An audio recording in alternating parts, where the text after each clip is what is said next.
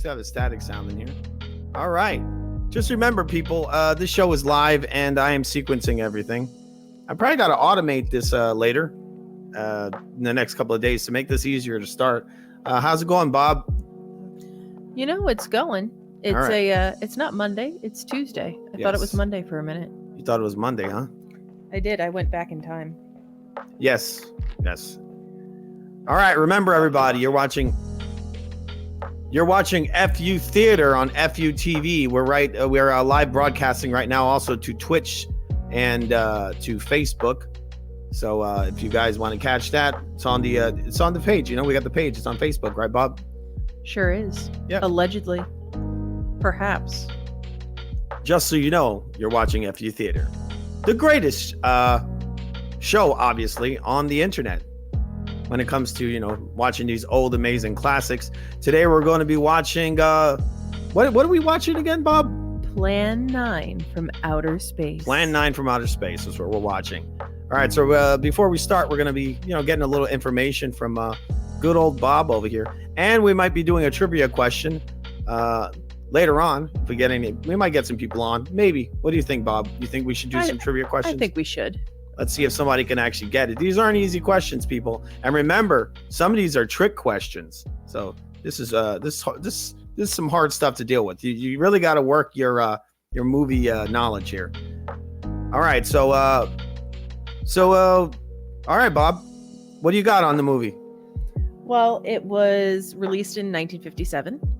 It's by Ed Wood, and Ed Wood was very good friends with Bela Lugosi.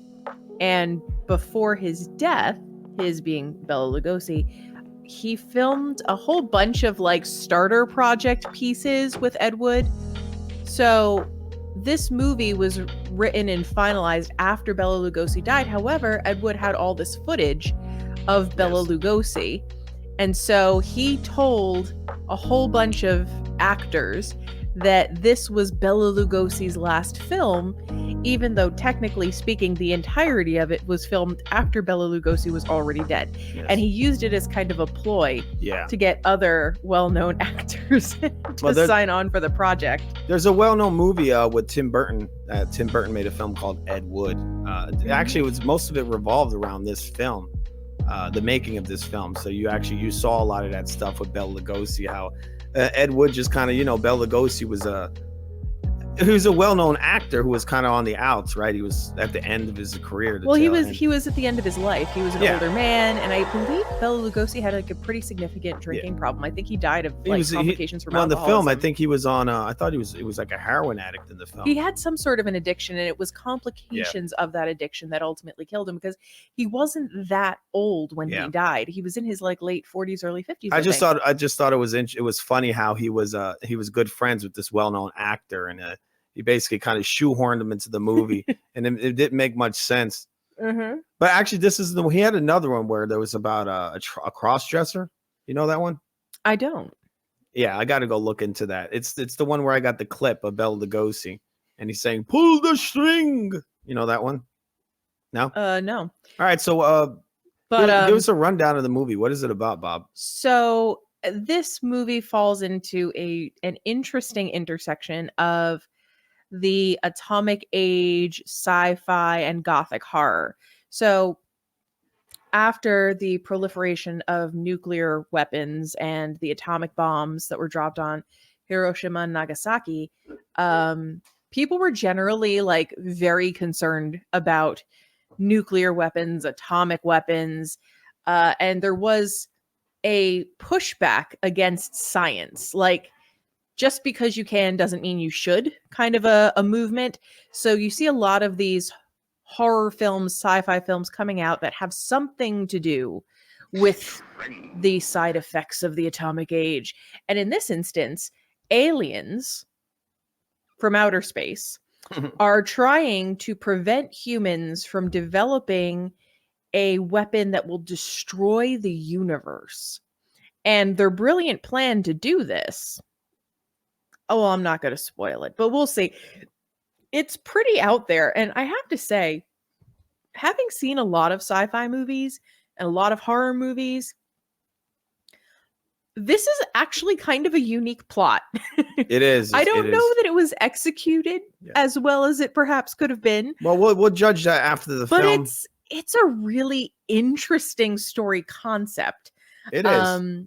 And he managed to get like Mila Nurmi, who was Vampira, which is the character that Elvira basically rips off.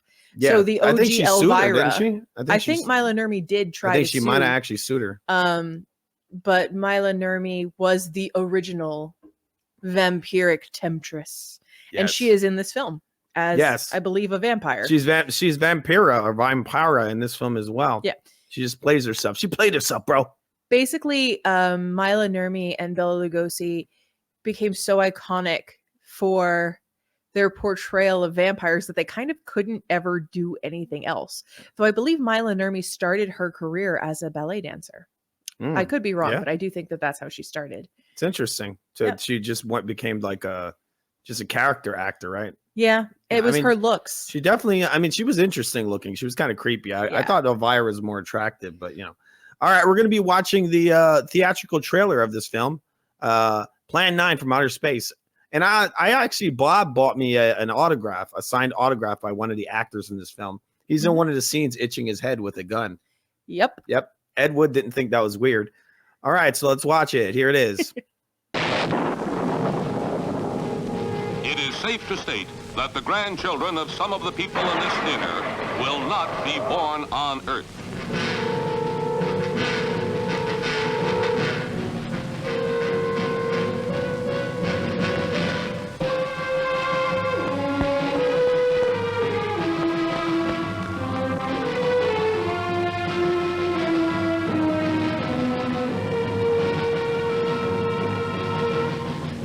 They come from the bowels of hell, a transformed race of walking dead, zombies guided by a master plan for complete domination of the Earth. Plan 9 from Outer Space.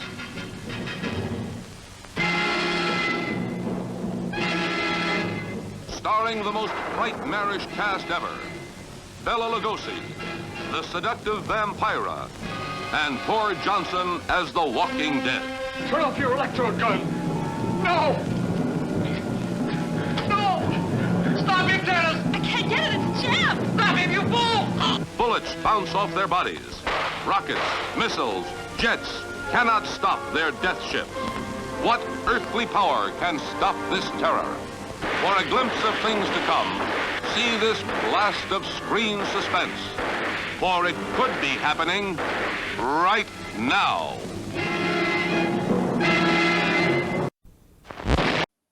All right, so here's a picture of Ed Wood, the Tim Burton film. Who's starring? I think Johnny Depp, right? That's Johnny Depp. It might have been. I don't remember. Yeah, it is. It was Johnny Depp played Ed Wood, and here is Ed Wood. Just so you guys know, that is the film director, Ed Wood. What do you think of them apples? I mean, I think that it is deserved. Like, it's a cult classic for a reason. Yes, it is. We're going to be watching in a second. I'm just going to turn off some of the stuff. All right, people. We've been trying to get this to go for, what was it, Bob? 2 days? We've been busy. On a journey. Yeah, we've been on a journey. We're trying to get this thing going. Just give me a second. I'll start the movie in a moment.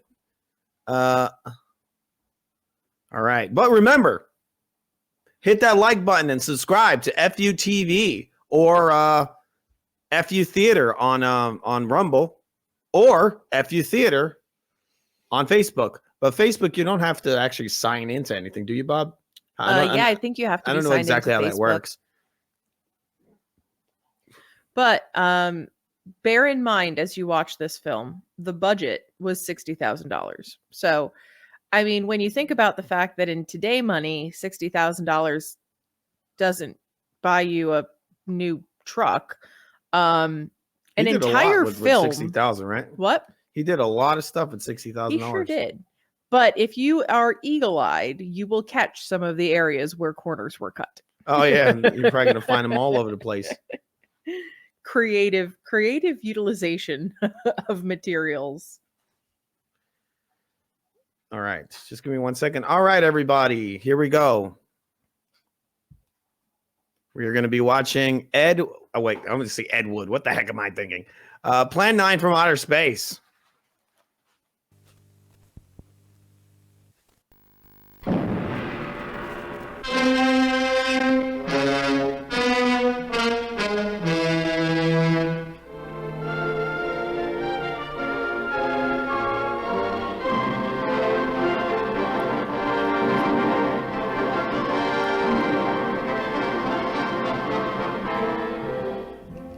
Greetings, my friend.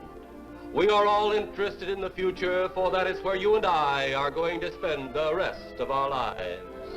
And remember, my friend, future events such as these will affect you in the future. You are interested in the unknown, the mysterious, the unexplainable. That is why you are here. And now, for the first time, we are bringing to you the full story of what happened on that fateful day. We are giving you all the evidence based only on the secret testimony of the miserable souls who survived this terrifying ordeal. The incidents, the places. My friend, we cannot keep this a secret any longer. Let us punish the guilty. Let us reward the innocent. My friend, can your heart stand the shocking facts about grave robbers from outer space? I love how they changed the title of the film, but they didn't change that part. Yeah, it was originally titled Grave Robbers from Outer Space, and then at some point post-production they decided to change the name of it. Yeah, but they left that part of the scene in. They just thought he delivered those lines so well they You think couldn't they would have risk him reshot doing it, maybe, again. right? It was perfect the first time, and they were like, you know what? We won't mess with art. We'll just let it go. But Yeah. it does also sort of tie in. So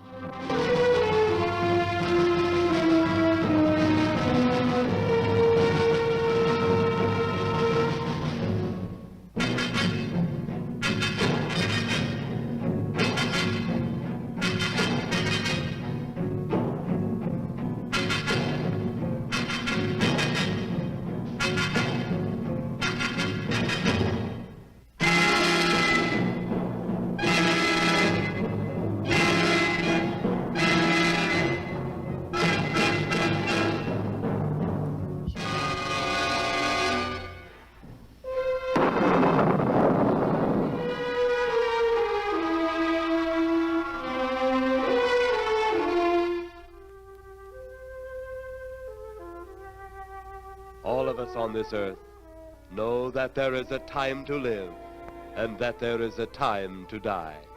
Yet death is always a shock to those left behind.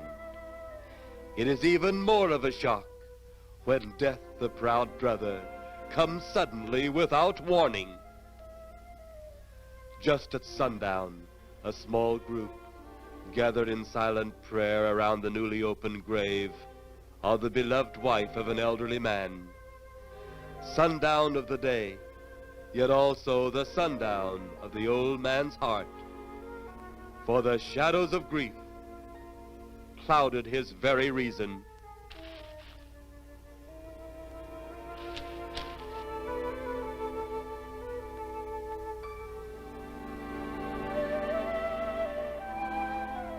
The funeral over, the saddened group left the graveside.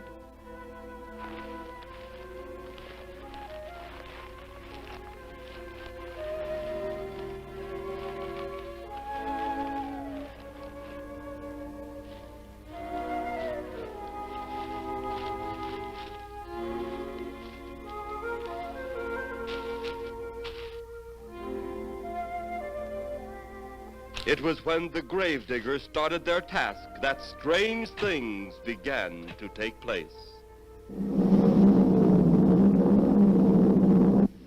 15-4. Yep, right on schedule. There's the old San Fernando Valley out there now. You better radio in for landing instructions, Danny. Right, Jeff. Burbank Tower, this is American Flight 812. Over. Wouldn't surprise me any if he's asleep this time of the morning. American Flight 812, this is Burbank Tower. If I were asleep, you'd never get on the ground. In your case, maybe I ought to leave you up there for good. Over. You got me that time, Mac. This American Flight 812 requesting...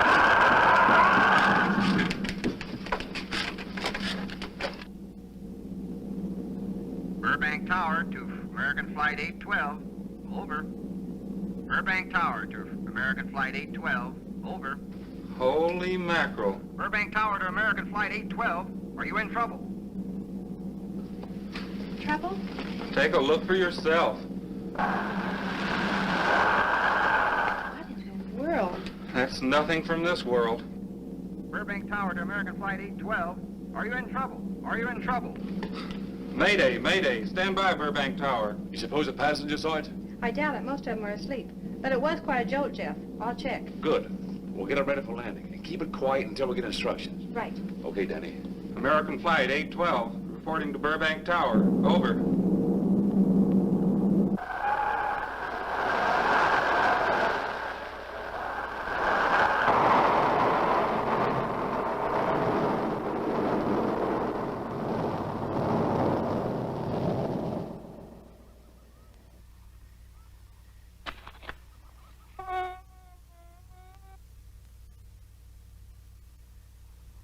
Did you hear anything?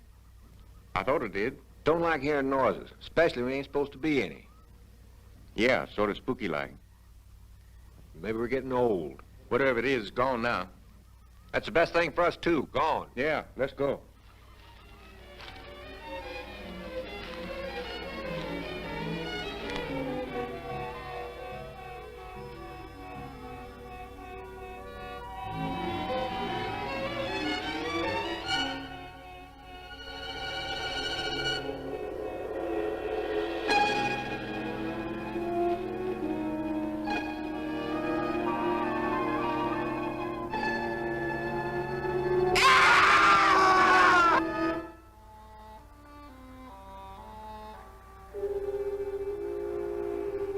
The grief of his wife's death became greater and greater agony.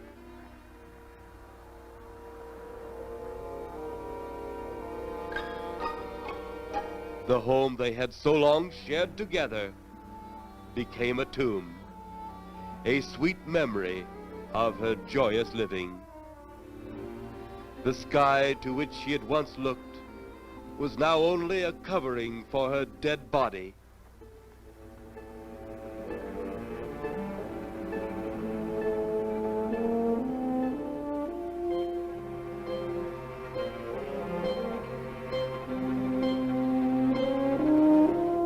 The ever-beautiful flowers she had planted, with her own hands, became nothing more than the lost roses of her cheeks.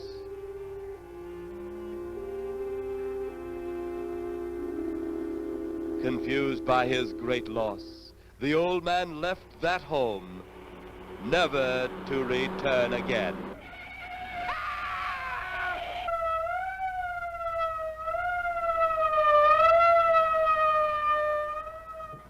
It's interesting how you scream like a girl. Well, had to be dramatic. At the funeral, I didn't think a Bela Lugosi would sound like that. unknown to his mourners, his dead wife. There's Mila Nurmi. First his wife, then he. Tragic. Tell me something. Why was his wife buried in the ground and he sealed in a crypt? Something to do with family tradition, a superstition of some sort. Oh. Well, it's getting dark. Let's be on our way.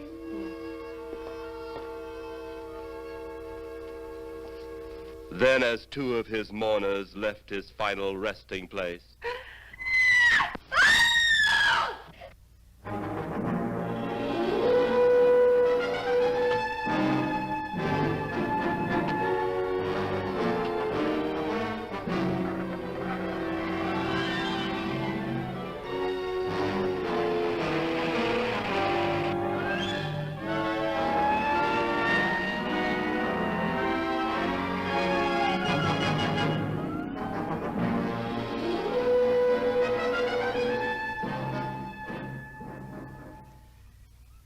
minutes later, the police, led by Inspector Daniel Clay, arrived at the scene. Who found them? The man and girl. Medical examiner been around yet? Just left. The morgue wagon ought to be along most any time. You get their statement? Yeah, much as we could. They're pretty scared. Finding a mess like this ought to make anyone frightened. Have one of the boys take the guy and the girl back to town. You take charge. Okay, Inspector. What are you going to do? Look around a little. It's pretty dark out there. Once you get beyond the range of those lights, you won't be able to see your hand in front of your face. I will get one of the flashlights from the patrol car. Okay, be careful, Clay. I'm a big boy now, Johnny.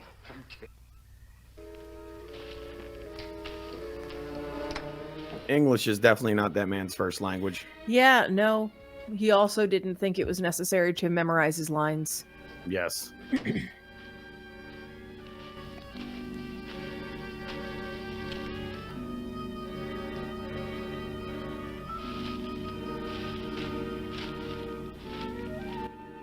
You know what there was budget for? What? Fog machine. Yeah, that's what I was thinking.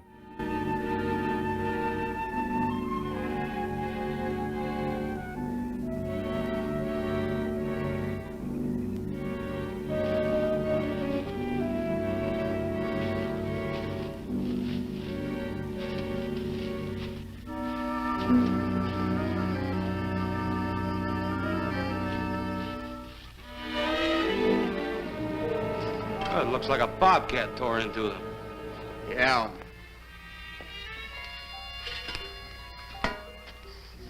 Say, Lieutenant, did you get that funny odor? How could I miss it? Oh, that'll be the morgue wagon now.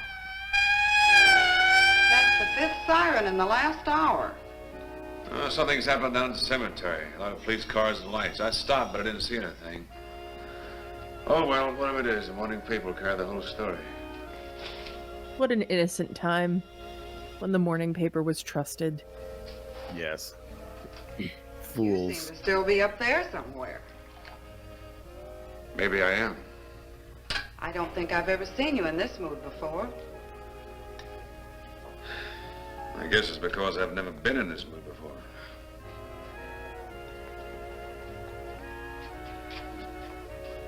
Something about your flight? Yeah. What happened, Jeff?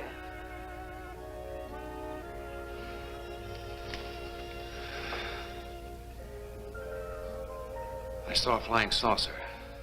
Saucer? You mean the kind from up there? Yeah, its counterpart. It was shaped like a huge cigar. Dan and Edith saw it too. And when it passed over, the whole compartment lighted up with a... Didn't look like a cigar when I saw it. Then there was a tremendous wind that practically knocked us off our course. Well, did you report it? Yeah, I radioed in immediately, and they said we'll keep it quiet until you land. And as soon as we landed, big army brass grabbed us and made us swear to secrecy about the whole thing. That secrecy clearly lasted a long time. For years. Yeah, but that's his wife, right? And the public ought to know about it. Secrecy think is it's his wife. secrecy. More you can do about it. It's not like secrecy All but what except for used your to make wife. fuss. But last night I saw a flying object that couldn't have possibly been from this planet. But I can't say a word. I'm muzzled by army brass. All right, all right. I can't even admit I saw the thing. Like it just shows up.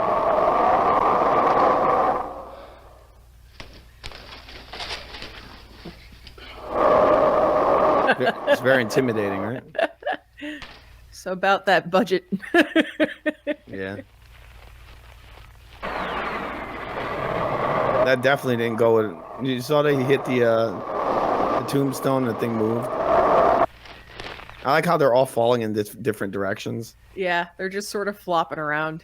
One of them kicked over a gravestone. Yeah, the one of them kicked one of those supposed concrete tombstones as well. Yeah. Or the cross.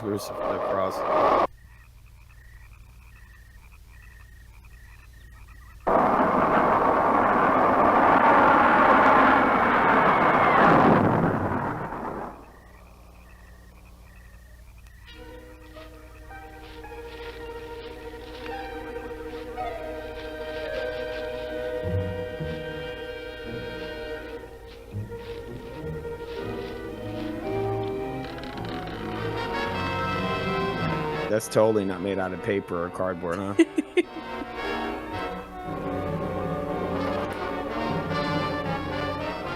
That's the actor that was pretending to be Bela Lugosi. Yep. Yep, he just covered half his face. Edward throughout was the like, entire you know film. what? You have the eyes and eyebrows of Bela Lugosi. You'll do. Yeah, that was actually supposedly the reason why he chose it. It was some random guy that was like his dentist. Yeah.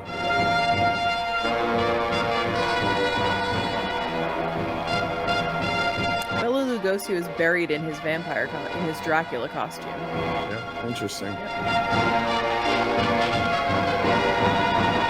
then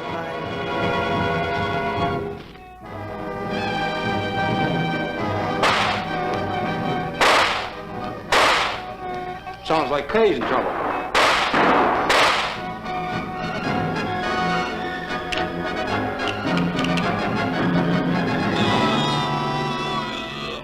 If that apparition we saw had something to do with it, come on.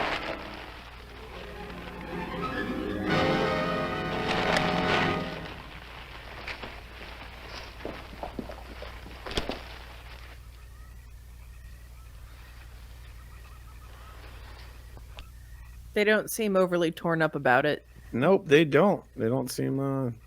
Yeah, they don't seem to care very much. There you go. Trench coat's the guy you have the autograph of. Yeah.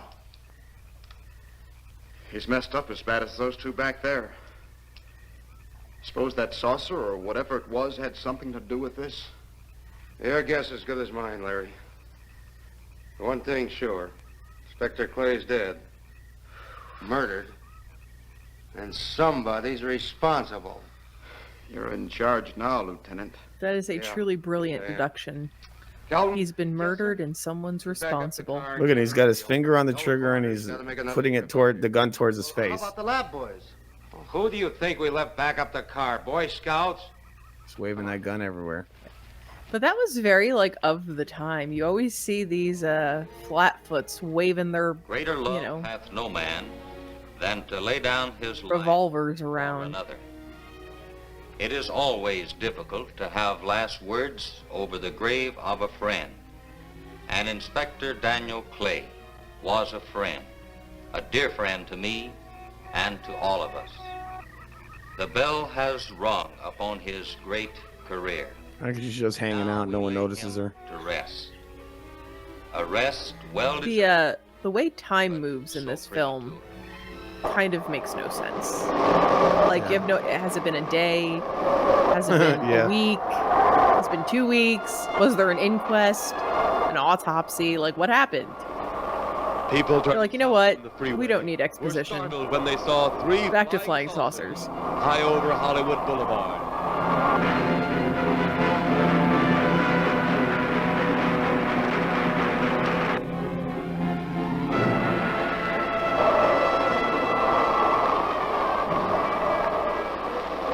A woman, startled by the sight in the sky, telephones the police.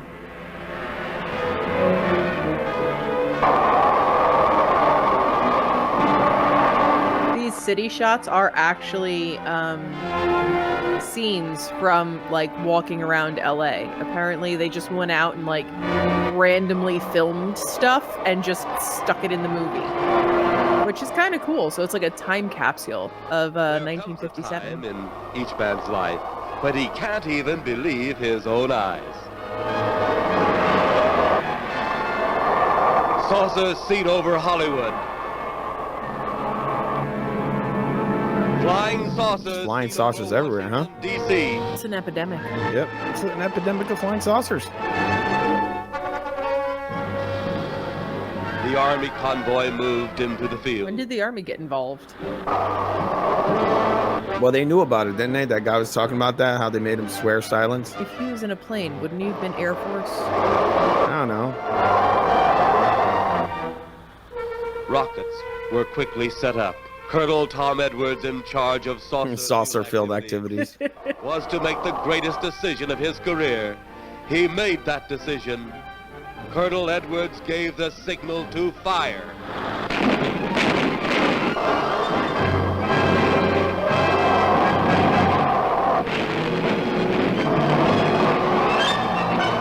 They're not doing a great job hitting those things, are they? And they don't seem to be moving very fast. Or No, they're not. They're pretty much trying to they're evade right there. literally at all. They're really not moving at all, are they?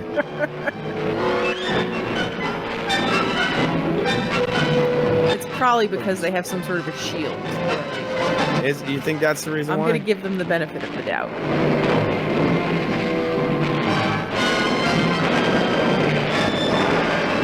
Indestructible.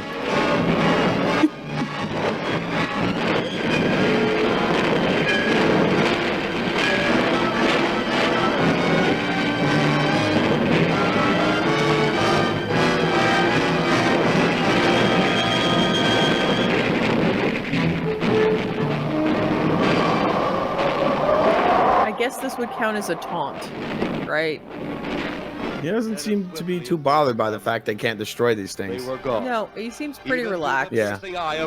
I think it's really interesting that they're shooting at them when they've really not done anything to them. Right? Like the aliens haven't done anything to them other than fly over them. Quite a sight, wasn't it, sir? A sight I'd rather not be seeing. Are you worried about them, sir? Well, they must have a reason for their visit. You'd think this conversation would have happened before the missiles. Indicate visit. Like, this ain't much. They don't seem very concerned. Welcoming like we don't know why they're here. We just tried to blow them up. We failed. Maybe they're just here to talk to us. I don't know. Yeah. No response. Then It's very they attacked concerning. the town. A small town, I'll admit, but nevertheless a town of people. People who died. I never heard about. Neither did we. And it was covered up. Someone died? Echelon. He's saying that the aliens attacked a town of people who died. Any earthquake. Wow. Any major disaster. Then wonder. Flying saucers, Captain, are still a rumor. Officially. Looks like we beat them off again, sir. What do they want? Where are they from? Where are they going? They, sir? Who? What do you mean they? Training maneuver, sir. We only did a little practice firing at the clouds. Yeah. I wonder what their next move will be. I don't know. Flying to that.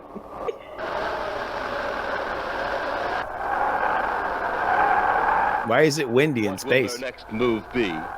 Because no one can hear you scream. These aliens are out of shape. Your space commander has returned from Earth. Send him. It's very Star Trek, isn't it? It is very like OG Star Trek. The Benucci's. Have your report. We had to pull in here to Space Station 7 for regeneration. We're returning to the planet This Earth. alien is balding. What progress has been made? We contacted government officials. They refuse our existence. What plan will you follow now? Plan 9. It's been absolutely impossible to work through these Earth creatures. Their soul is too controlled. Plan 9. Ah, yes. Plan 9 deals with the resurrection of the dead. He's very casual about that. Distance electrode shortens the pineal pituitary glands of recent dead. Have you attempted any of this plan as yet? Yes, Excellency. How successful has it been? We have risen 2 so far. We shall be just as successful on more. The living, they have no suspicion of your movements? We had to dispose of 1 policeman. However, none of those risen have been seen. At least not by anyone who still remains alive. It's too bad it must be handled this way. But it must. Those who we take from the grave will lead the way for our other operations. Yes, Excellency. She has very sneaky eyes, huh? Go on. Report to me in 2 Earth days. I like that little thing they do there. What is that? It's like That's Native, their, like, are they like salute. Native Americans, like space Native Americans? As well. Well, had he been dealing with their own people, his reaction would have been completely You different. saw it. He understands the difficulties of the Earth race. What do you think will be the next obstacle the Earth people will put in our way? Well, as long as they can think, we'll have our problems. But those whom we're using cannot think. They are the dead, brought to a simulated life by our electrode guns. You know, it's an interesting thing when you consider the Earth people who can think are so frightened by those who cannot. The dead. Welcome to 2023 politics. Well, our ship should be regenerated. We better get started.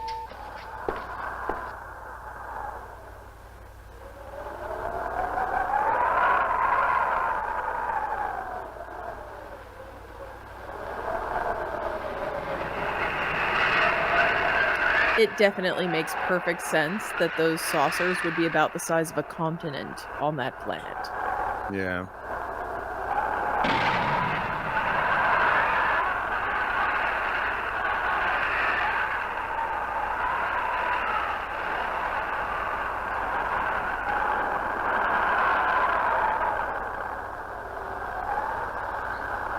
It's weird. It's always so windy, isn't it?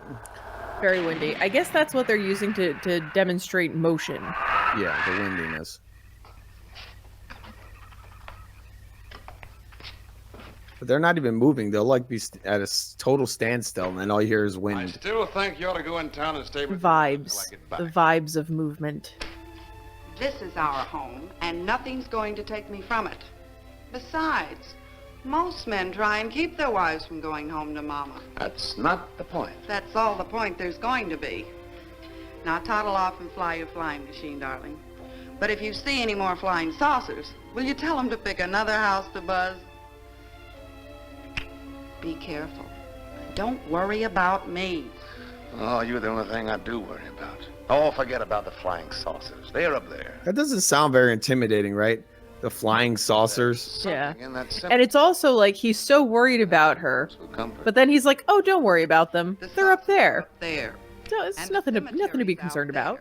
But I'll be okay, honey. Like she sounds like an android. Off to your wild blue yonders. You promise you'll lock the doors immediately? I promise. Besides, I'll be in bed before half an hour. She doesn't lock the doors. The flying saucers will get her. Right. Pillow. Well, I have to have something to keep me company while you're away. A pillow? Sometimes in the night when it does get a little lonely, I reach over and touch it. Then it doesn't seem so lonely anymore. She needs a pet. She Yeah, needs that's like a weird. dog. She's like, I touched the he pillow could and then I'm easily not be lonely. replaced by a pillow. Yeah, it's not That's really messed up. telling me good things about her esteem of him. Yeah. The pillow's softer.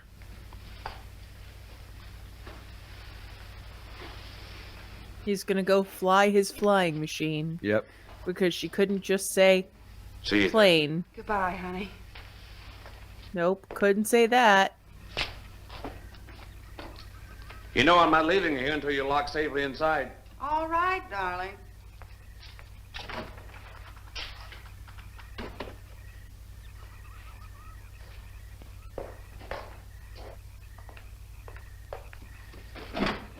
If you're especially nice, I may even lock the side door.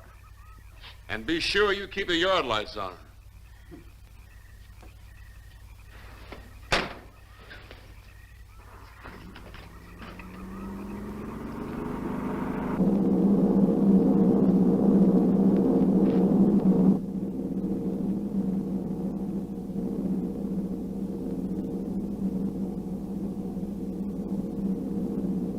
You're mighty silent this trip, Jeff. Hmm?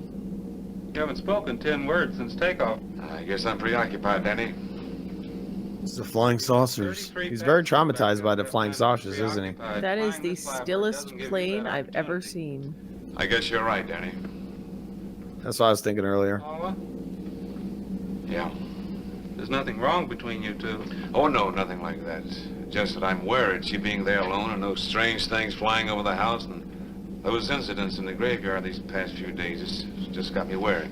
Well, maybe they haven't figured out those crazy skybirds yet, but I'd give you 50 to 1 odds the police have cleared up that cemetery thing by now. I hope so. If you're really that worried, Jeff, why don't you radio in and find out? Mac should be on duty at the field by now. He could call Paul and relay the message to you. Hi, Edie. Hi, Silence. I haven't heard a word from this end of the plane since we left the field. I've just been giving himself and me a study in silence. You boys aren't feuding. No, Edie, nothing like that. Hey, Edie, how about you and me balling it up in Albuquerque? Albuquerque, have you read that flight schedule, boy? What about it? We land in Albuquerque at 4 a.m. That's strictly a 9 o'clock town. Well, I know a friend that'll help us. Let's have the problem first. Huh, Danny? Oh, he's worried about Paula. I read about that cemetery business. I tried to get you kids not to buy too near one of those things. We get there soon enough as it is. He thought it'd be quiet and peaceful there. No doubt about that. It's quite all right, like a tomb. I'm sorry, Jeff. That was a bad joke. Say, I almost forgot what I came in here for. How's the coffee situation? That's for me. It sure wouldn't hurt a thing, Edie. Okay, be right back. And say, Jeff, make that call to Mac. Nah, not only she throw cold water on my Albuquerque plan, but now she's repeating herself. How about that Albuquerque ball? I can't resist your charm, Danny boy.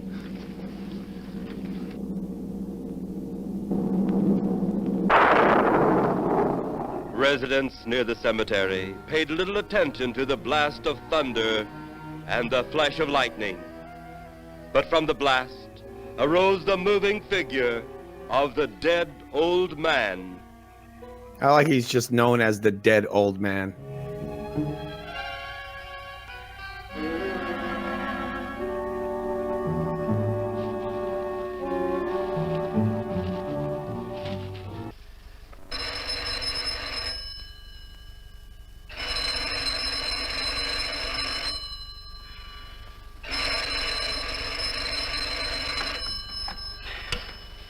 Hello?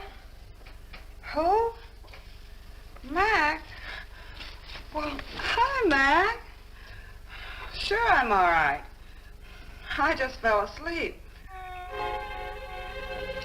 Tell Jeff I'm all right. Okay, Mac. Uh-oh. Good night.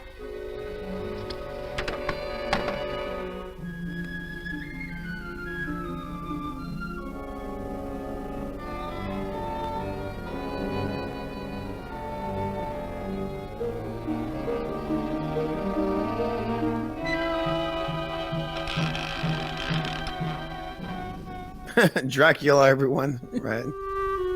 Well, from the bridge of the nose up. Yes.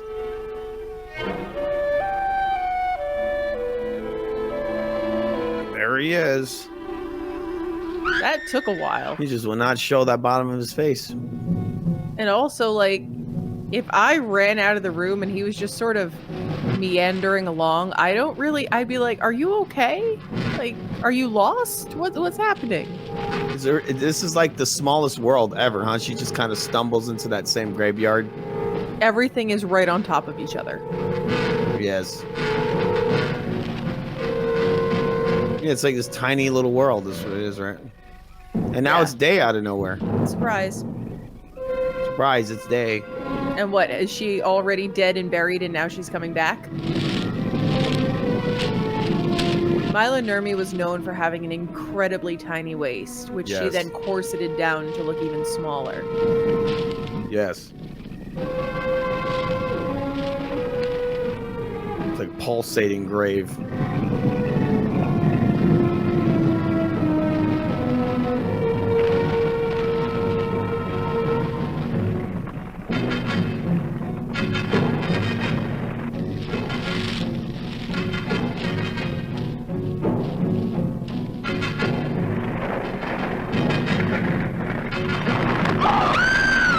She's not really running. She's sort of... No, she's not. That's not even a frolic.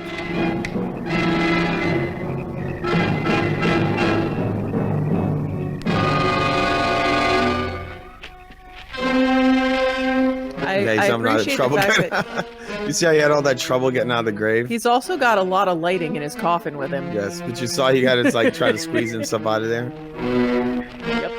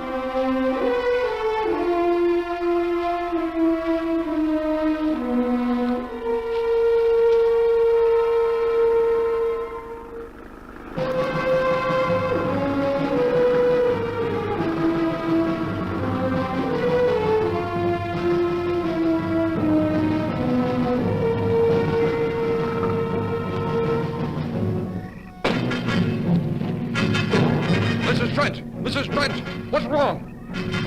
Usually saw bored. Yeah, this isn't at all a terrifying scene. Yeah. I like how it's like nighttime every he looks back, it's night, and then it's day again, then it's night again, then it's day again.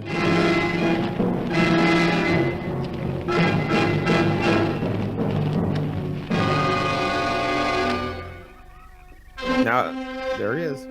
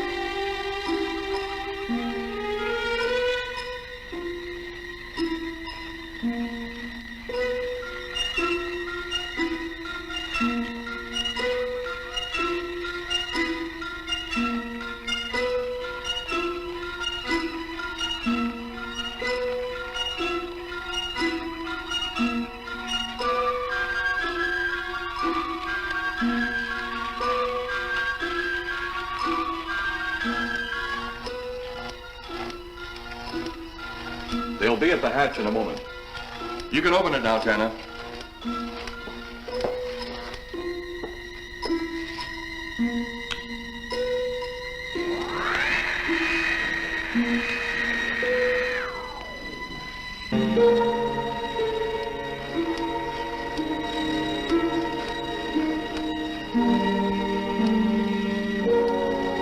Turn off the electrodes quickly. They can't tell us from anyone else.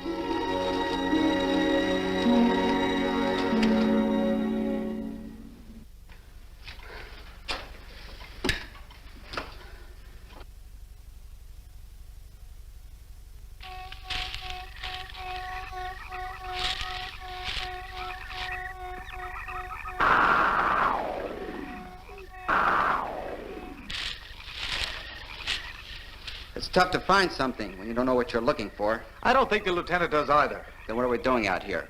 I was off duty an hour ago. Oh, don't ask me any questions. I'm just a hard hand just like you.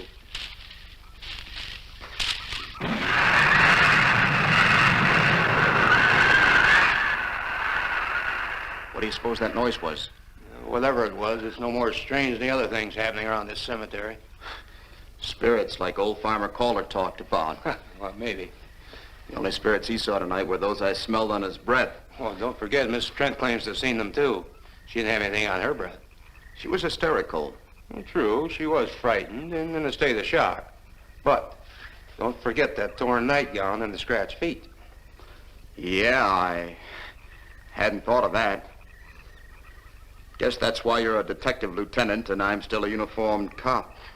Sometimes it's only the breaks, Larry. Meantime, let's get... Lieutenant, did you hear that? How could we help it? It sure was strange. Know what it was? No more than you do. If it went for orders, I'd get out of here right now. It was a saucer. A flying saucer? What makes you say that? Do you remember the noise we heard the other night? We were knocked to the ground. How could I forget? Exactly. But you're not remembering that sound. There you're wrong, Lieutenant. I'm with the fact the sound is similar, but what about the blinding light? Well, haven't you heard? Been many times the saucer hasn't had a glow. Or a light of any kind, for that matter. That proves it. What next, Lieutenant? Oh, Lieutenant, maybe this doesn't mean much, but Jamie and me found a grave that looks like it's been busted into. What? Where? Why, what? Come on, man, out with it. We haven't got all day to waste. Oh, just over there beyond the crib. All right, show us the way. Look, here it is, Lieutenant.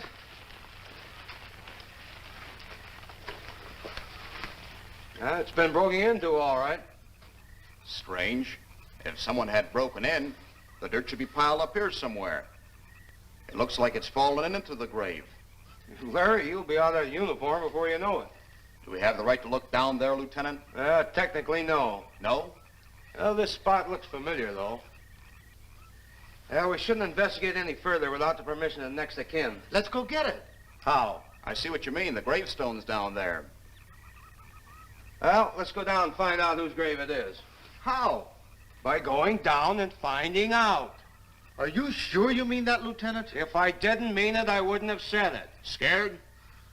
Well, why do I always get hooked up with these spook details? Monsters, graves, bodies. Oh, all right.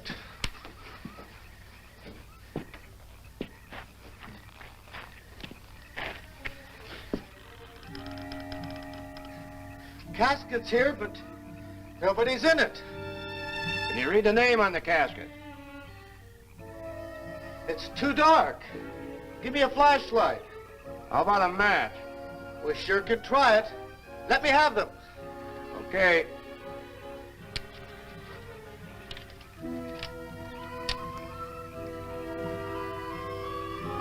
It's Inspector Clay's grave, but he ain't in it.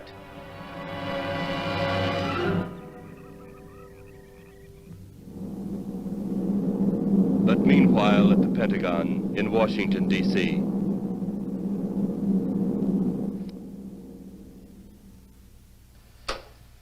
Right, G2. Come in. Yes, of course. I'll keep in touch. Come in, Colonel Edwards. Close the door. At ease, Colonel. Thank you, sir. Sit down.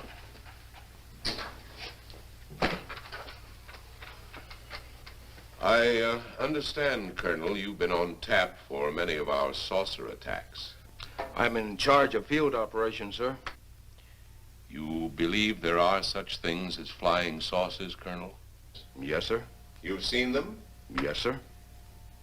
You realize there's a government directive stating that there is no such thing as a flying saucer? Yes, sir. You stand by your statement that you've seen flying saucers? Well, yes, sir. This could mean a court-martial, admitting this against direct orders. General Roberts, may I speak freely? You may. How could I hope to hold down my command if I didn't believe in what I saw and shot at? I like you, Colonel. Thank you, sir. There are flying saucers. There's no doubt they are in our skies. They've been there for some time. What are we going to do about them? Who knows? Then, they really are there. I thought you were convinced. It's funny how they just keep bringing up flying saucers like we're supposed to be intimidated by these things. They haven't done anything except fly around and maybe knock people over.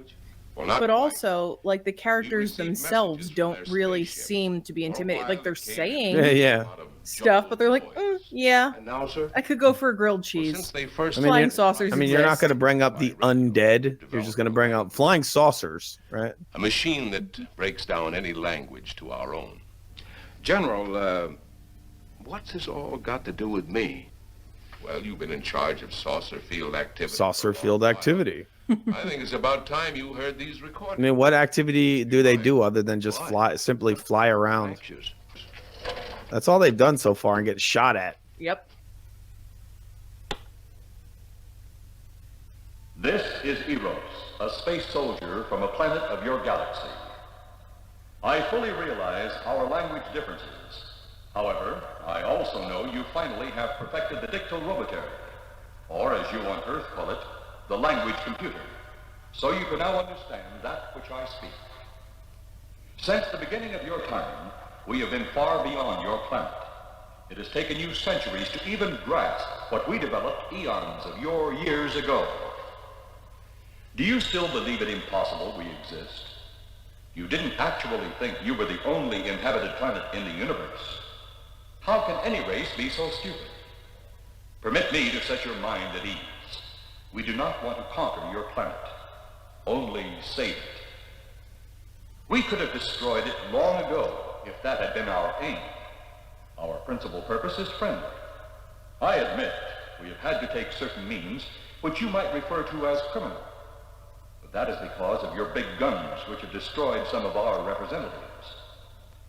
If you persist in denying us our landings, then we must only accept that you do not want us on friendly terms. We then have no alternative but to destroy you before you destroy us. With your ancient juvenile minds, you have developed explosives too fast for your minds to conceive what you are doing. You are on the verge of destroying the entire universe. We are a part of that universe. This is our last...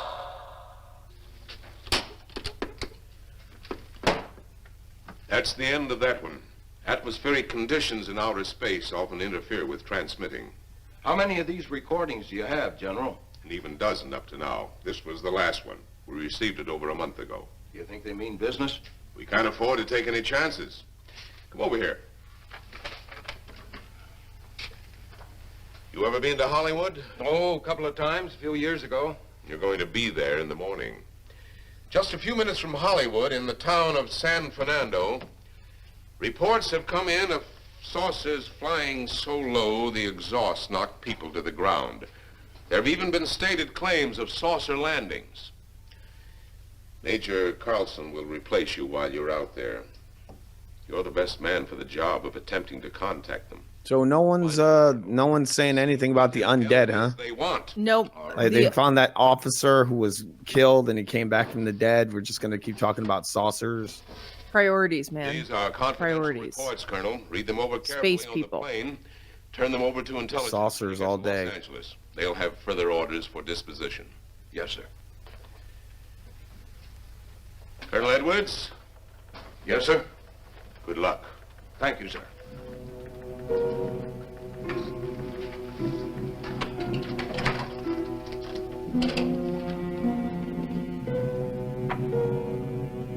There's a lot of military stuff going on here, right?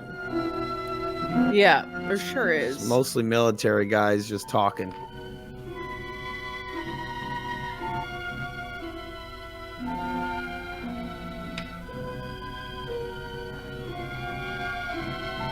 We are ready to report, Excellency. You are many days late. It was unavoidable. We tried to transmit via televisor, but atmospheric... The aliens dress up their rooms with curtains. Transmitted as soon as conditions permitted. I like that he also, on his tunic, has some sort of Our ships have been medieval battle axe. Yes, exactly. That's what I was thinking. What the hell? I'm guessing that they had some costumes left over from like some Shakespearean drama. They were like working at medieval times. They're like, you know what? It'll do. It'll do. It's like, shiny what? and it's black. That's fine. I have taken. They do their outfits look very almost like Shakespearean. That will leave only my ship. Like, look at that. They are. He looks like he's gonna like start doing like ballerina dancing. I have need of your other ships elsewhere. Even though you have risen 3 of the Earth's dead, the plan is far from successful, and you... I don't know. I don't think the battle axe is very like otherworldly. More time. No, that is, and it's on a shield. Like that's very clearly a repurposed knight's costume. Yeah, Not everything. You do not have the lives. Because people. That's like a battle axe from the 1000s. That's like an 11th century battle axe. But he has that kind of like posh thing he's doing, right? It's like the king in the movie Braveheart. Correct? Yes. They have been viewed many You could tell this guy was trained on like classic Shakespearean acting. must be done about that. The way he's delivering the lines.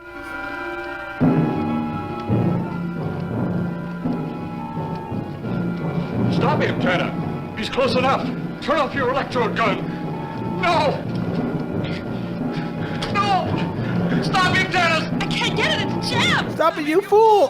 Drop the gun to the floor, Tanner. The metal will break contact.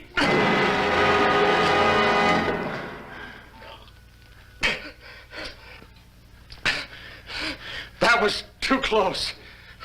Yes. I like that he's out of breath. He did nothing. He just stood there. Yes. Bring the giant here that I may get a better look at him.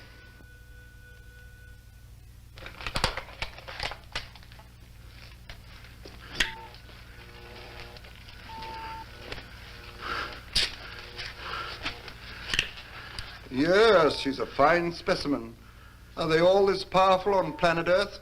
This one is an exception, Excellency. What are the other two like? One is a woman, the other an old man. An old man, you say? Yes, Excellency. He looks like a trout. This gives me a plan. Put the big one away. Pick up your electrode gun. Just standing there like a Make sure it's in statue. working order before pointing it at him. It's really weird. Whatever made a jam seems to have been cleared by the fall. Take him back to the ship. I like that they're making like electrode sounds.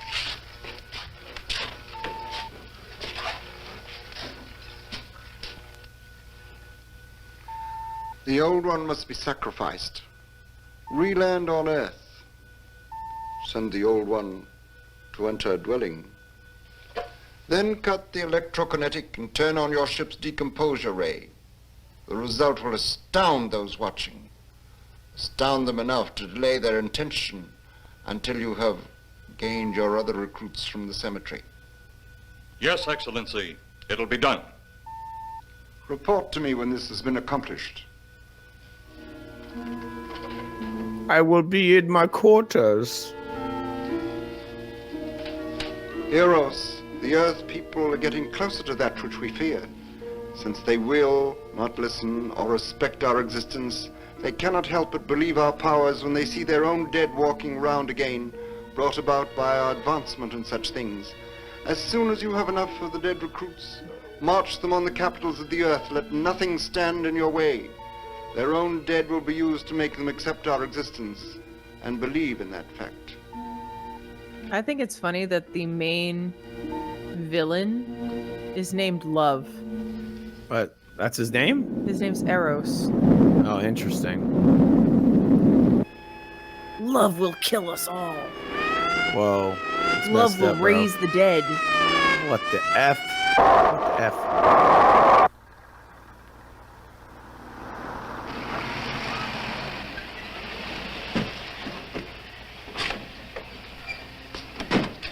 Well, Eros is like the impassioned, inflamed love.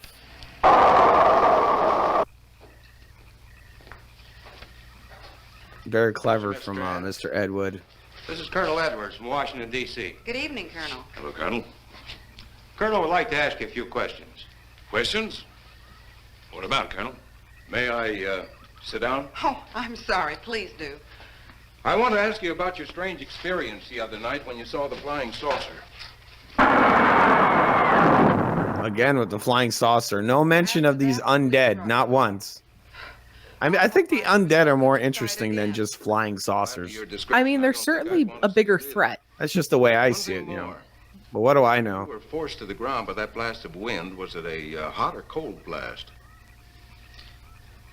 It's kind of hard to explain. Wasn't hot, wasn't cold. It was just a terrific force. We couldn't get off the ground. The light blinded me so badly, I couldn't see a thing. We could only feel the pressure of the wind until it was gone. When the glare left us, we could see a glowing ball disappearing off in the distance, Which way? toward the cemetery.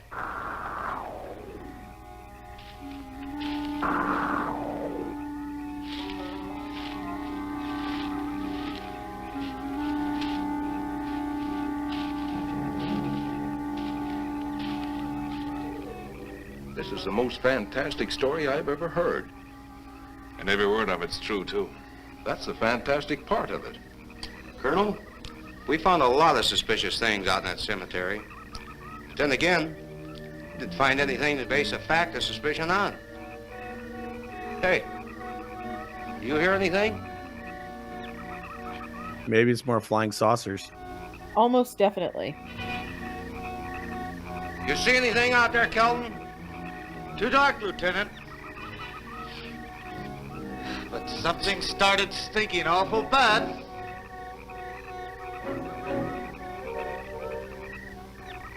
Like the absolute lack of any sort of urgency or concern is truly iconic. There's no concern from anyone in this film, it seems. About anything. About nothing. There's almost no emotion ever. There's also no emotion from the aliens. No, there isn't. There's this big, like, galactic Oh, problem. Lugosi's showing up. Lugosi from the bridge of the nose up. Yes.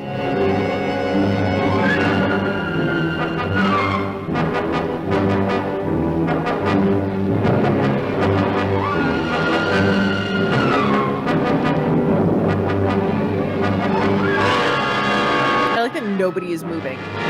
Nobody's trying to help. Nobody's going into the house. Everybody's just sort of standing there. Hit him with the 2 karate chops. I like he's just holding the lady in his arms like that. Not moving to get away. Not moving to get away. No, he's just gonna stand there and look at him with this weird, confused look in his face.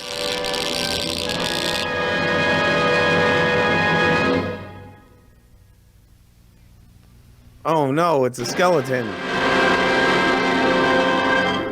And nobody's shocked. They're just No, like, oh, no, okay. they're just kind of like, oh, Seems it's a legit. skeleton. Makes Yeah. sense. He hit me with a karate chop. And how did he shoot him with bullets and he turned to a skeleton? No, that's the decomposure ray from the spaceship. I thought he shot him with a gun. Right, but that was the plan, remember? I forgot all about Kelton. All right. They said the old one must be sacrificed. Yeah, but he shot him with a gun. Right, but the guns are useless against them. All right, all right. Did you see that thing? Did you get it? We got it. What was it? It didn't fall. I fired every bullet I had. So did I. I don't know what it was or what happened. But unless that bag of bones over there can reassemble itself, it's out of the running now. But what about the flying saucers? That would be really funny. They If just were go like, right back to the they flying just saucers. like kind of shuffled him off to the side and then sat back down at the table to talk about the flying Well, saucers. everybody knows that the #1 enemy in America is flying saucers. Definitely. There is no other concern. Only Yes, flying saucers. exactly. Here somewhere.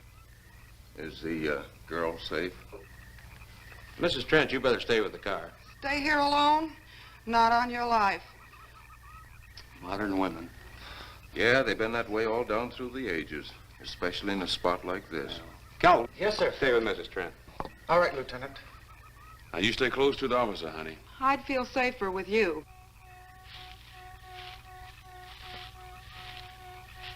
Now, the lieutenant knows best. Oh, I don't like it, but I guess there isn't much I can do about it.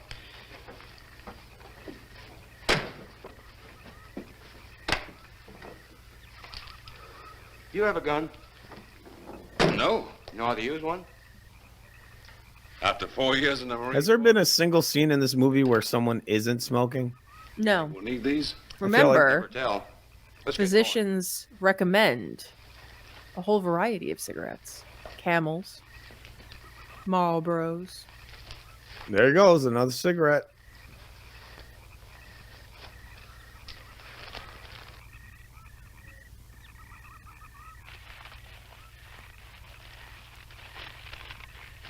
Would expect to find out here. Well, there's only one answer to that, Mr. Trent. We'll know when we find it. Inspector Clay's grave's right over here. Is that the one you told me was broken into? Yes.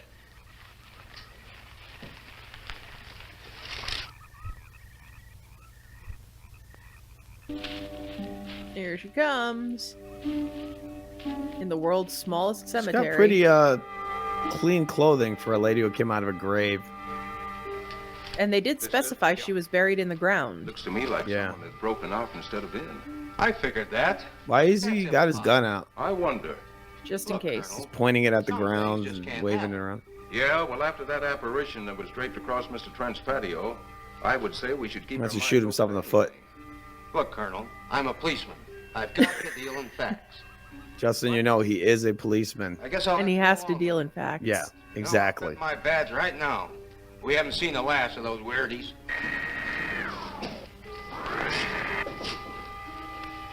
They'll discover our ship soon. You're going to let them find us? It's the only way. These are the same men who have been so close so often. They must be halted before they can inform others about us. But there were others in the car. They'll be taken too. Send the big one for the girl and the policeman. I'll turn on the diclorobatories. I think I saw somebody wearing that outfit at the Renaissance Fair. Probably. Yeah.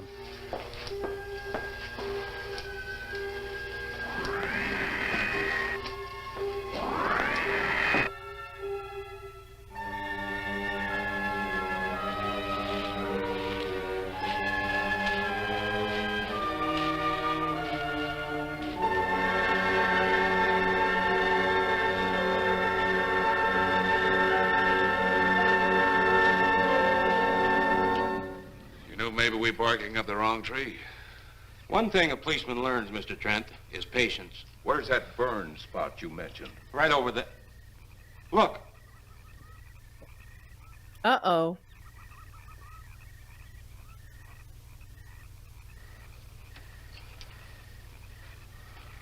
We'll investigate, but move carefully.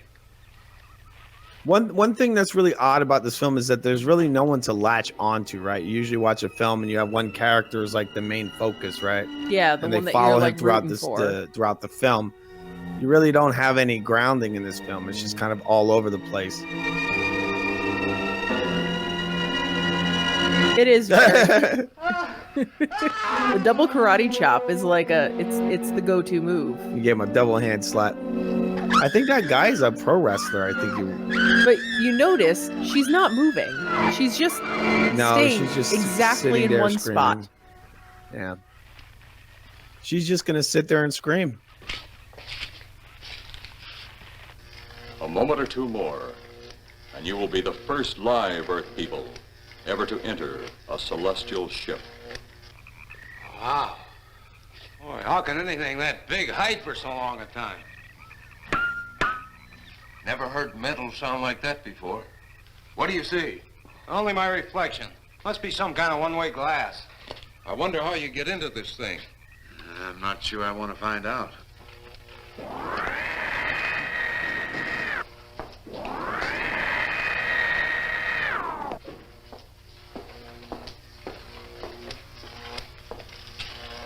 They're just outside.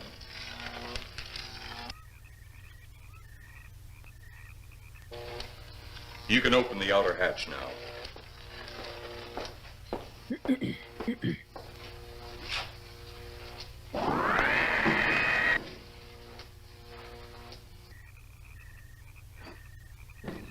Look out!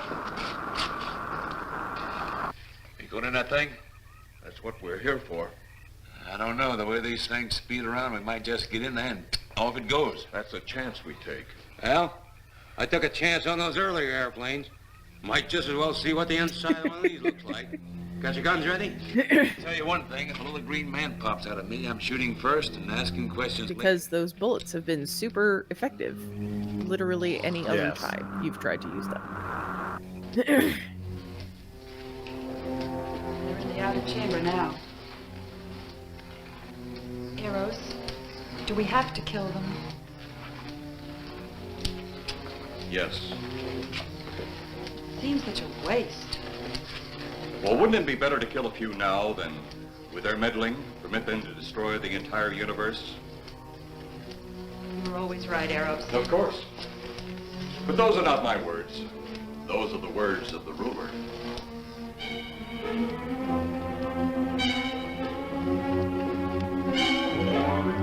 You two stay right where you're at.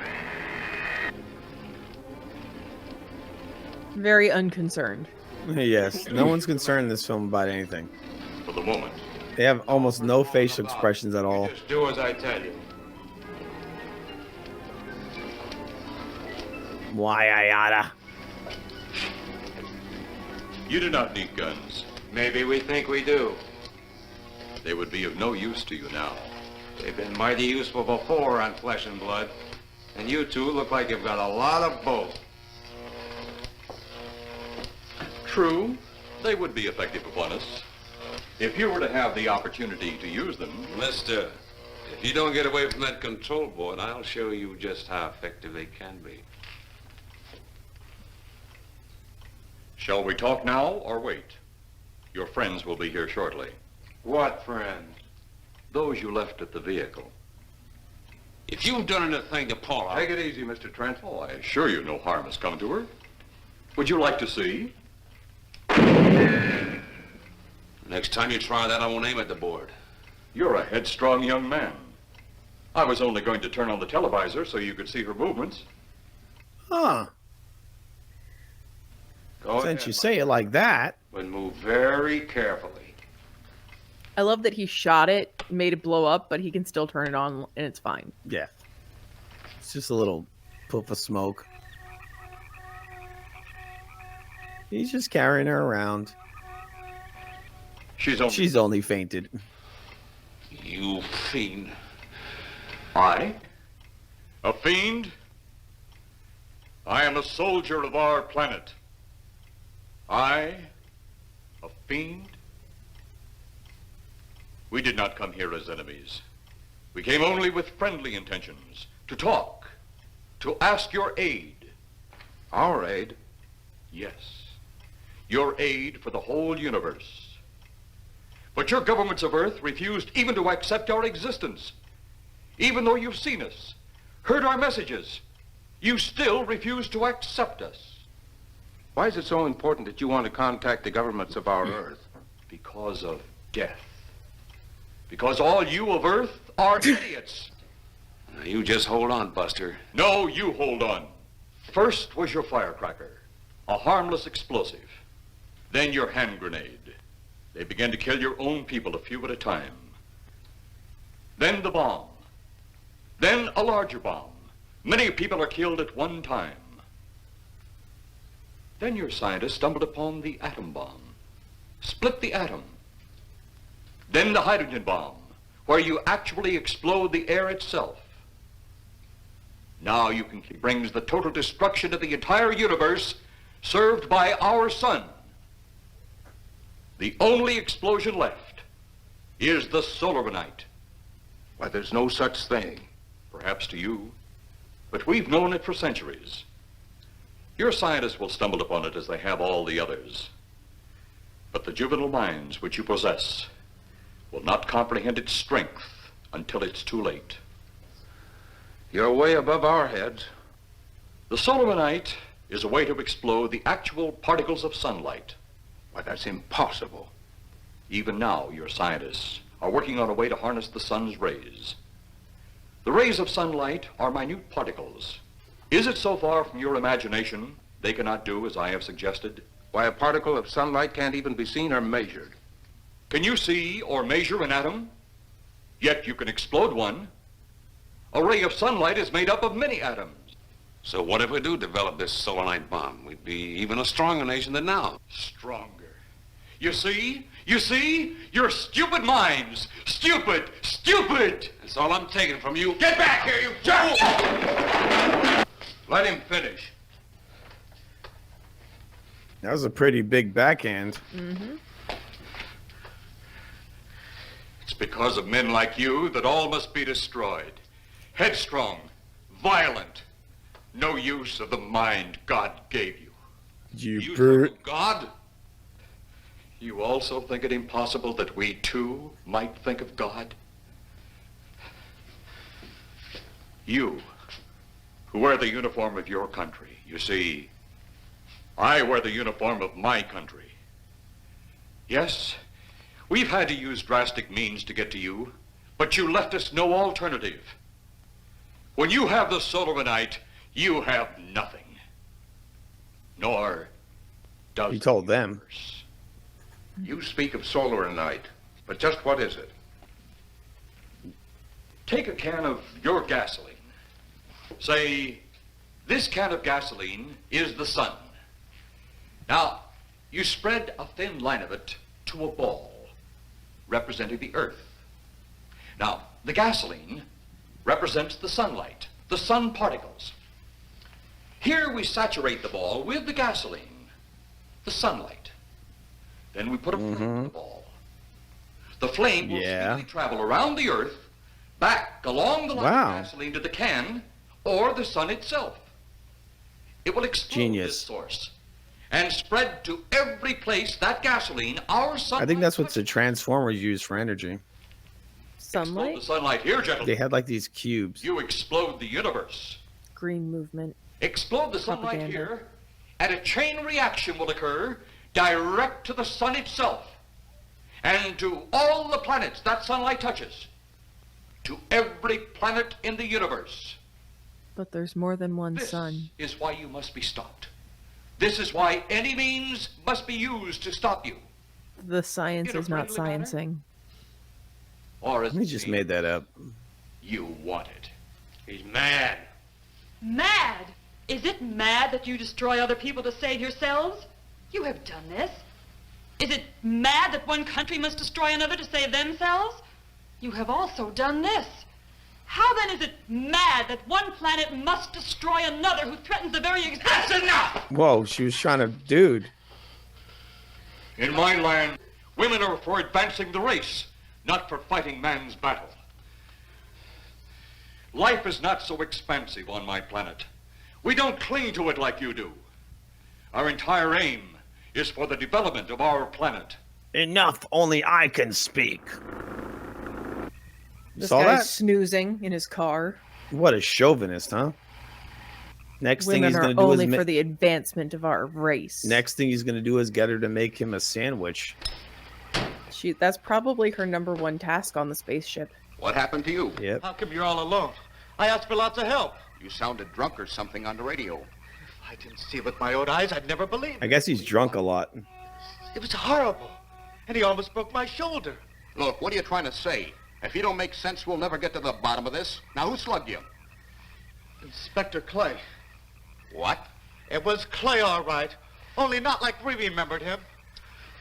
Well, his leg was busted into, wasn't it? He speaks English even worse. We did, earlier. Now I know you're off your rocker. Yeah, it is unbelievable. He can speak it worse than that. Everybody. Where's the lieutenant now? We've got to find I him. like how everybody cannot wear their hats like straight. Her. They're always to the side. I showed up and At a jaunty angle. Yes, it's It weird. shows that they're doing stuff. I think the hats were just too small. Probably. Come on. Considering this cemetery is approximately 5 feet long, it's taking a very long time. One day It's amazing. They don't notice that big giant dude there. ball of fire. Just walking around with this lady like that. All that out there. The stars, Were they flying? all Nope. just an empty void. You two had better come along with us.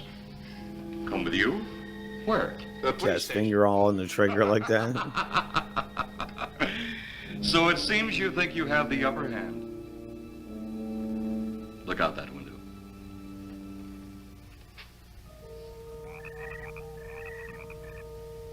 Jeff.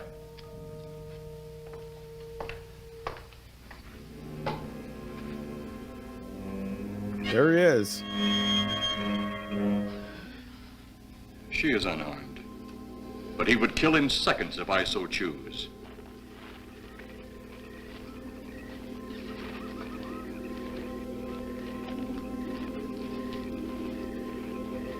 Holy cow!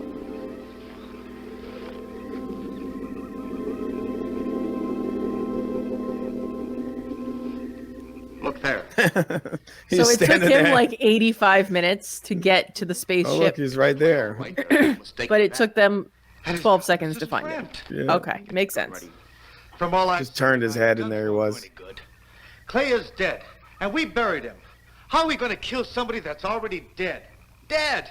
And yet there he stands. I don't know, man. If I saw a reanimated corpse, I probably wouldn't stand there and soliloquize my I don't think I really observation. call him animated.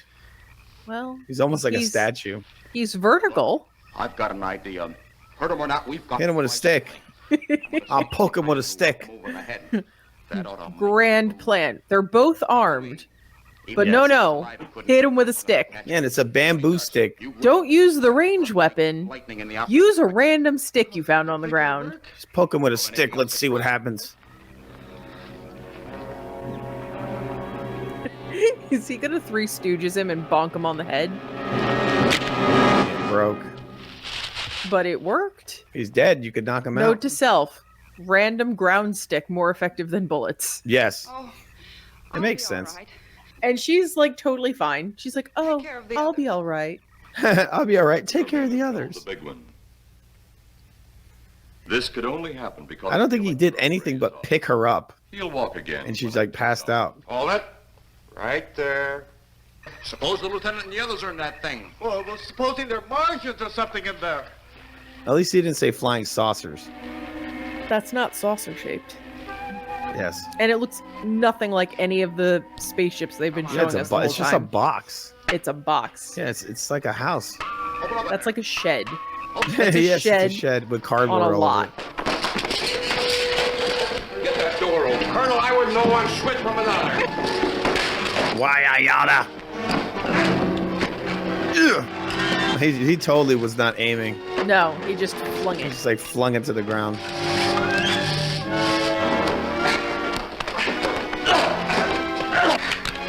Hold on to him, Eros. I'll have the ship in the air in a minute. Oh, that's a pretty good left hook. I like that he's destroying his own ship. Yes. He has to hit him with things.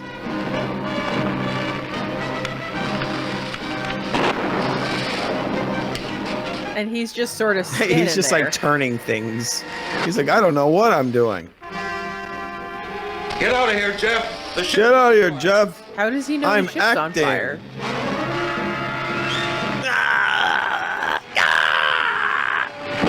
He hit him so hard he exploded?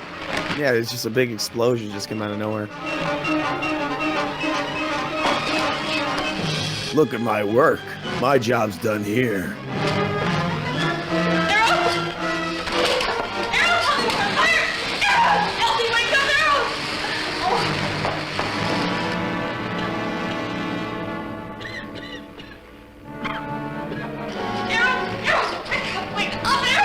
He was very mean to her. He She's was, very he was. concerned. Just like he's like pushed her out of the way. He's Wow. Like, he's like, shut up. Whoa. Will you look at that? Ah, I wonder if that's the last we'll see of them. Perhaps. But sooner or later, there'll be others. Look! Oh no. Have they caught that woman? Hit him with a stick and he died? Thing yet? I guess they turned on the dissolution ray. And it's my guess that she'll look like him, with the ship and the ray gun gone. He's got his hands in his pockets. He's just told. We gotta It's hand like we've done it. though, There's nothing weird going on here.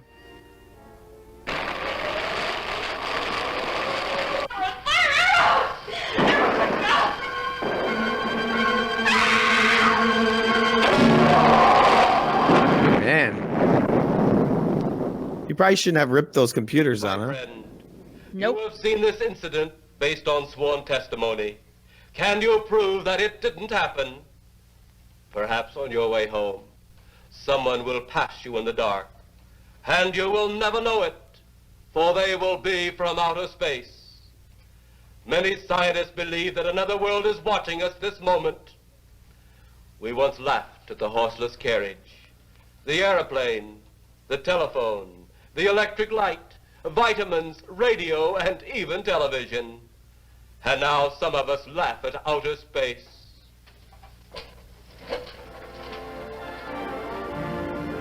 God help us in the future. So that guy was apparently a real psychic that Ed Wood became friends with. And somehow or another convinced him to do the opening and closing monologues. Well, maybe there's something about this. Maybe they're predicting the future in this movie. Well, one of the other things that they talked about was the concept of a government conspiracy. So this is in the post-war boom era. So it was very like America rah rah rah. America can do no wrong. So for them to come out with this concept that there was governmental mismanagement, there was this big conspiracy, this cover up, you know, that the government was actively hiding things from its people, things that could hurt them. It was kind of an out there idea. It was different. Like now we're used to, you know, you can't trust the government. Like that's, yeah. I mean, that's passé by this point. But when this film came out, it was it was a little verboten to kind of take that position. So it's interesting that they present it so casually, but everything in this film was very casual. Nobody was really concerned at any point. No, they weren't. Everyone seemed like there was really nothing going on that was weird. They seemed to be more concerned with things flying around than they were the undead. Yeah, like, I guess they in that universe they've seen the undead numerous times. And they're like, oh yeah, periodically Bob just returns from the grave to do stuff. But the flying saucers, that was really groundbreaking. Yeah. Apparently there was a lot of speculation about what the actual flying saucers were. People thought all kinds of things, like it was actually two like teacup saucers taped together. But what it was a child's like model UFO that they bought a bunch of, built, and then spray painted silver. Because apparently the disc itself was like white or green or something, and then there was like a little clear dome with a little green spaceman in it. So they took they didn't put the spaceman in it and then spray painted the whole thing silver and attached it to like fishing line and were wiggling it around in front of the camera. I mean, it looked hilarious, and the scale was completely off. Yeah. But what did you think of this film, Bob? It's on terrible. A scale from 1 to 10 on B movies. It's terrible, but but that's what makes it wonderful. Yeah. I mean, it's hilarious. I mean, it's a funny film in some ways, but it's also kind of like a little bit, it runs a little long, and it's a lot of dialogue. Like the bulk of the film is just all dialogue, isn't it? And the problem is that it's too much dialogue like military that doesn't dudes. do anything. Yeah, it doesn't push the story or anything. It's just guys talking about flying saucers. And the flying saucers aren't really very interesting. They're just like a really cheap looking effect. I mean, I would think you would kind of focus on the zombies more than anything else. I mean, they did that better than they did almost anything else in this film. Well, because zombies are kind of a known entity, right? It's a human being that has returned from the grave and it's partially decomposed, That's It's just some weird choices, isn't it? It is. But what's kind of interesting, right? It's not that the aliens are going to come and use their rays to take over the government. They're like, no, our grand plan is we're going to bring back the dead or reanimate the dead and distract them. So they aren't worried about a sun exploding ray thing. So it's like the Rube Goldberg device of sci-fi. Like, what is the least practical way to accomplish what we are trying to accomplish? And then we're going to make it even more ridiculous than whatever that already is. Yeah, I mean, one of my issues with the film is just the fact that there's too much dialogue. It's too much of these military dudes just having discussions about flying saucers. I wish they really should have just kind of honed in on those on the zombies, right, and just really ran with that. And that's one of the major flaws of the film, because I think they could have got away with the low budget if they would have just focused on these zombies. Yeah, because you don't need a huge budget, particularly in the late 50s. Well, they had the discussion earlier in the film, and he's like, "Oh, the military brass. Oh, they're trying to shut me up." It's like, you don't think they're going to be more weirded out by the fact that dead are coming back to life and meandering around karate chopping people? Yeah, karate chopping people, killing people. I feel like that'd be more to talk about than some things in the sky that are just basically flying over people's heads. Yeah, and knocking them over somehow. I don't know. Maybe I don't know. What do you think? They're sending out like a bunch of wind or something? I don't know. What is that? They're flying so fast. I guess they're trying to present the idea that they're flying very close. Yeah, they're like, assholes, you keep flying over us and you're knocking us over. But when you think about it, right? So a spaceship that has at least two, now that we know it has two people in it, it has all this stuff in it, multiple rooms, right? For it to be close enough to a house to knock people out of a wicker chair, it would knock the house down. The house would be on fire. it would have to be so low that the people would die and the structures would be leveled. You know, when you think about how aggressive the engines are on like a regular passenger airplane. This is something capable of space travel. So it's just one of those It just looked like a minor annoyance. Yeah, obviously they're knocking people over, but they made that the main focal point of the whole film. Yeah. Like, that was it. Like, they were getting knocked over, and they're like, hey, let's shoot those things. And I like that after they were shooting it for, like, entirely too long with missiles, then they're like, I wonder why they're here. Like, that would have been something to investigate before you tried to blow them up. And this guy had the total deadpan look. He's just like, oh, that's concerning. And that's it. He just walks away. And off he trots. And then, but there's also, you can tell that this was kind of salvaged from a longer script, I think, because the scenes, although they are in sequence, there's a lot missing between them. And you have absolutely no idea how much time has passed, right? So when Clay, that detective, gets killed at the beginning, the next thing you see is everybody's at his funeral. But if this guy, who was clearly a valued member of the police force, is brutally murdered and without a trace, like without any suspects, and it's attached to 2 other homicides, like, they wouldn't be putting him in the ground like the next day. There would be some time in the middle there. And they just totally glossed over that. They're like, nope, we're not going to tell you how long anything takes. No. And obviously this is shot on a low budget, you can see. But yeah. Did we go through the rating yet, Bob? The rating? Yeah, what would you rate this from 1 to 10 on a B level scale? Like, did you think it was an interesting film? A funny film? Do you I think it's hilarious. Really a classic? I think that it is a film that you would use if you were teaching people how not to write a story.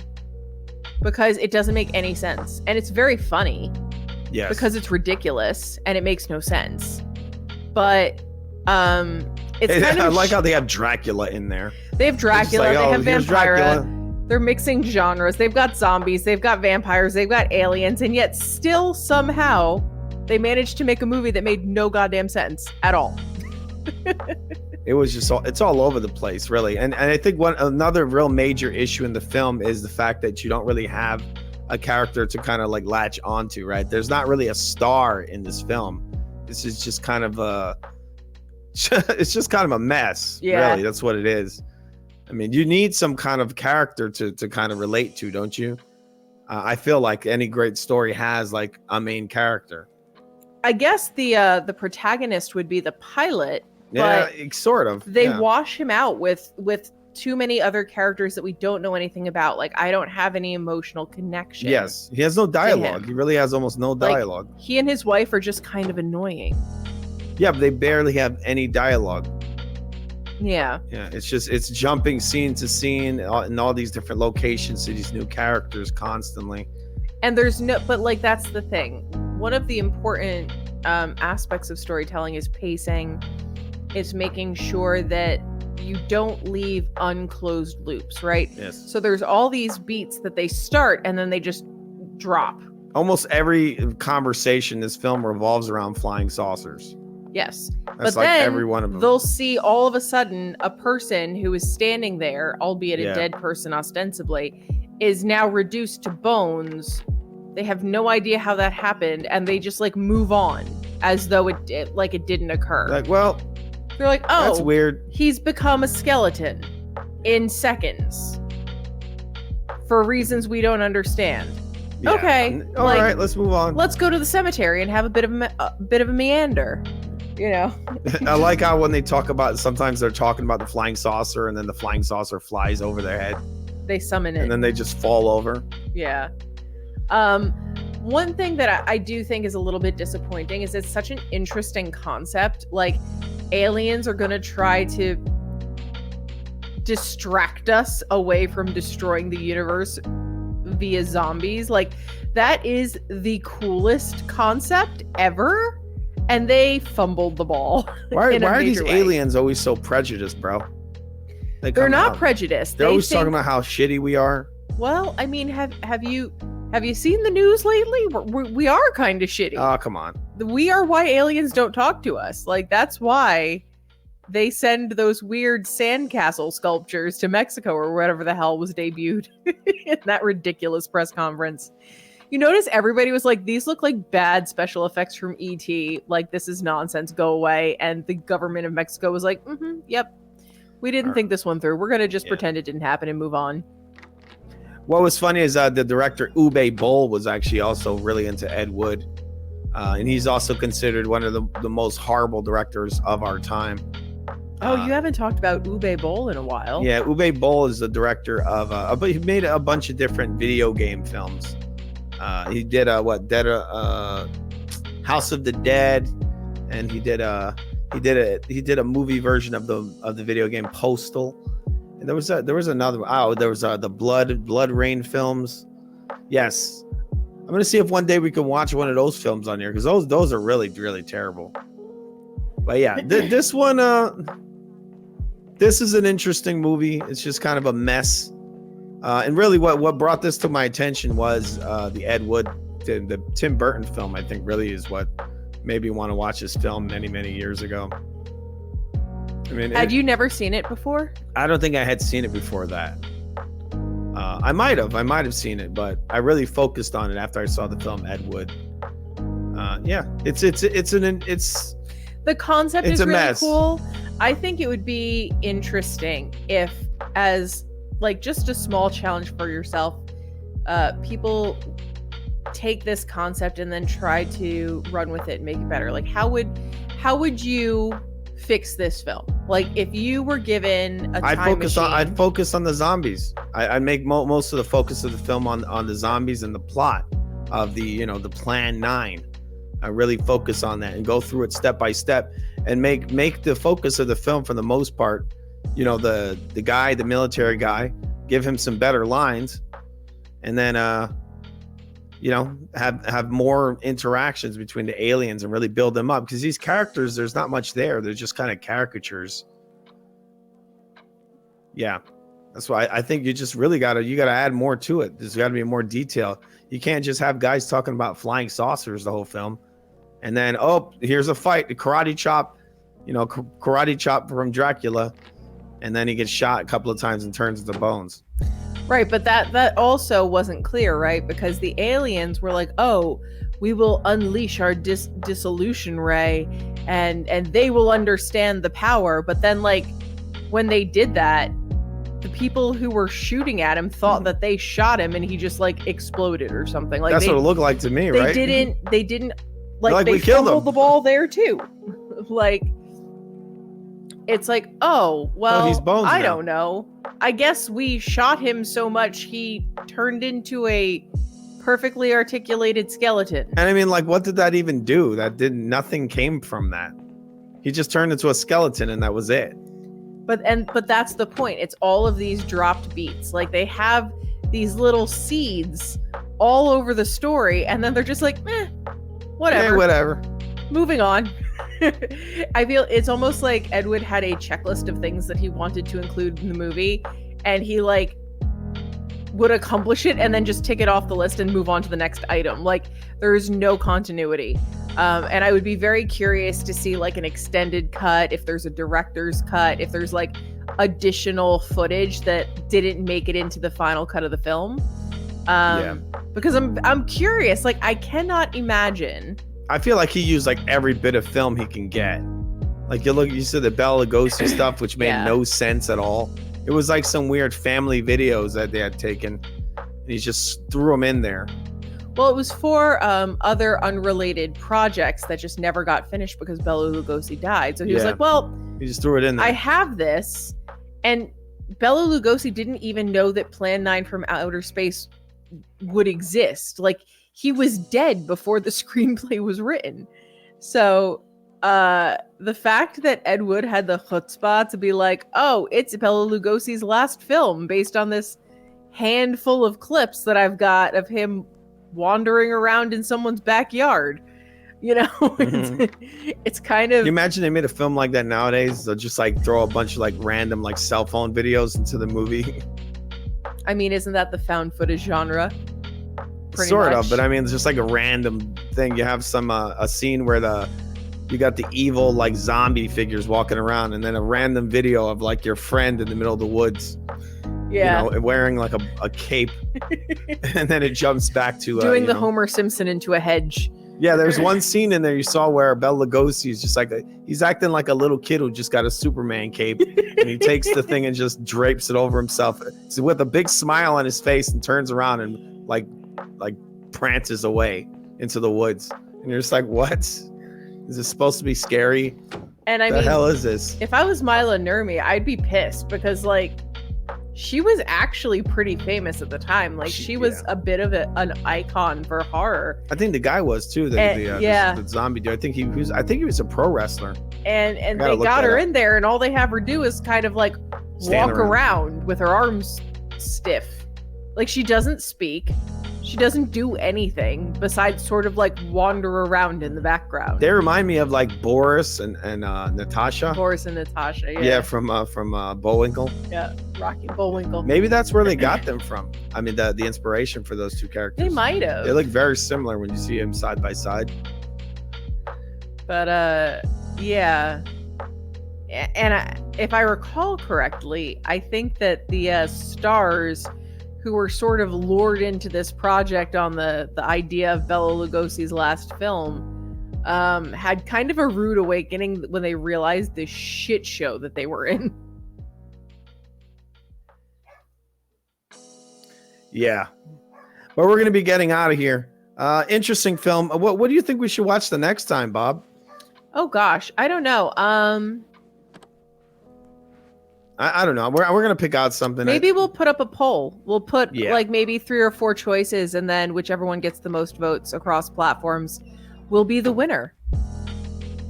Yeah, we'll check that up. I'll be putting out the next poster for the next stream, but we'll see what's going on there.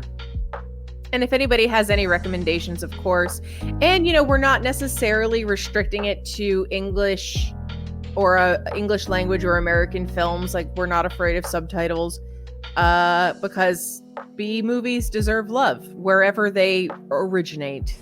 Yeah, we're gonna look into that, and we'll be back at you guys soon. Thank you for joining us today. But we got to get out of here. Bob, got anything to say in closing? Watch out for those flying saucers. What do you mean? Just in case. Apparently they're worse than zombies, so yeah, definitely watch out for the flying saucers, folks. You really got to watch out for those flying saucers. Keep your eyes on the skies. No joke about that. So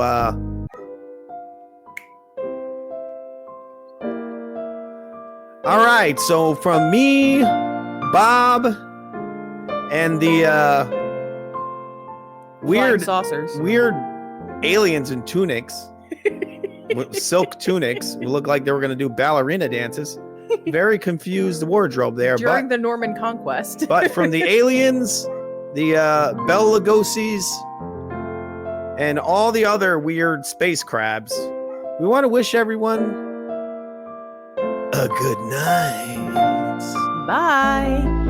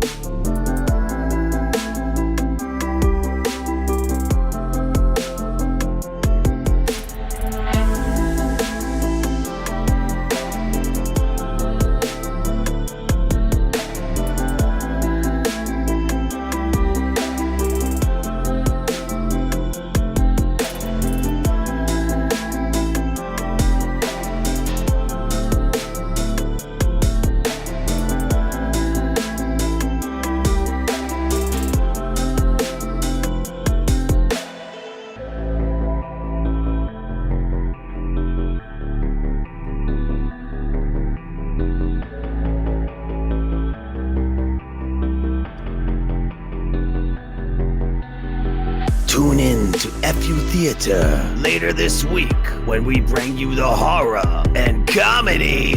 Hopefully. Have a good night.